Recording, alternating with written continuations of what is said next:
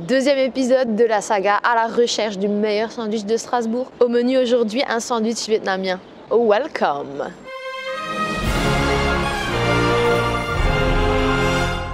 Je suis allée tester Pho Asia. C'est proche de l'arrêt de tram Homme de Fer à Strasbourg. Comme pas mal de restaurants vietnamiens, vous pouvez prendre des sandwichs, des pho, des boboon, etc.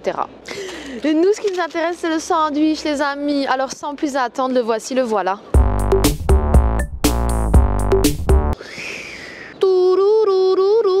C'est de toute beauté. Nous avons un pain croustillant, nous avons des crudités cuisinées, à savoir des carottes, nous avons de la coriandre, hein. Nous avons du porc et nous avons du pâté de porc. Et sûrement un peu de sauce asiatique. Voyons voir ce que ça donne. Premier croc tout de suite, moi je vous fais pas attendre des amis, après on discutera. Hein. C'est trop bon. Premier croc, déjà tu sens la coriandre et c'est ce que je préfère dans la cuisine vietnamienne. Ce sont les herbes fraîches. Ça relève le goût et tout de suite ça fait la différence. Ce banh mi m'a coûté 4,50 €.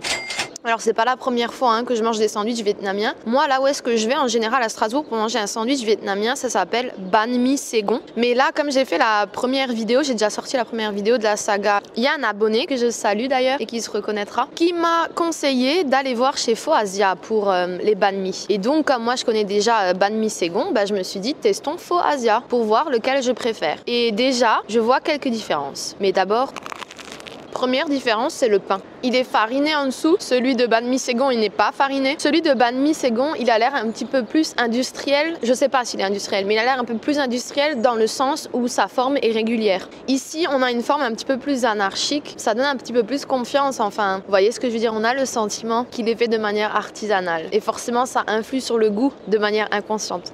Non, franchement, le pain, il est meilleur. Vous avez entendu comment ça croustille? Il y a quelqu'un qui vient de jeter un emballage dans l'eau, n'importe quoi. Ça me tue ça, genre il n'y a pas assez de poubelles dans Strasbourg, tu sais.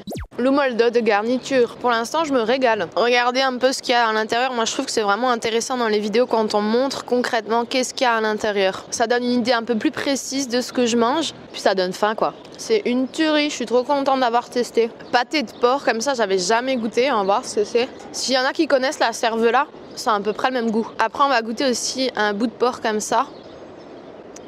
Il est pas mauvais, mais pour moi, il y a trop de gras. Comme sous une forme d'échelle comme ça, t'as un bout de viande, puis un bout de gras. Un bout de viande, un bout de gras. Ça, je suis pas fan. Et au niveau de la viande, au banh mi Saigon, c'est plus quali dans le sens où il y a plus de viande, de muscles. Maintenant, l'assaisonnement, il est bon, mais je vous avoue que je mettrais celui de banh mi Saigon au-dessus. Au goût, comme ça fait un petit mélange de mayo, maggi et sauce soja salée. Je sais pas si vous voyez un petit peu. Voilà, ça c'est typiquement ce que je déteste. C'est un morceau que de gras. Est-ce que ça vous dit quelque chose l'endroit où je suis là? Tu l'as pas vu venir, mais t'es déjà bourré. Tu l'as pas vu venir, mais t'es déjà bourré. Les crudités sont en quantité raisonnable, donc ça c'est agréable. Donc si je devais faire un bilan sur ce sandwich, je dirais que le pain est un plus, les crudités, la coriandre, c'était bien aussi. Par contre, je mettrais en moins bien la viande, le pâté de porc, ça allait. Et l'assaisonnement, je dirais moyen. Voilà. Sur ce, j'espère que cette vidéo elle vous a plu. N'hésitez pas à me faire d'autres recommandations dans l'espace des commentaires. Des remarques, des bisous, des free hugs, je vous attends. À bientôt, bye bye, je lance ce jingle.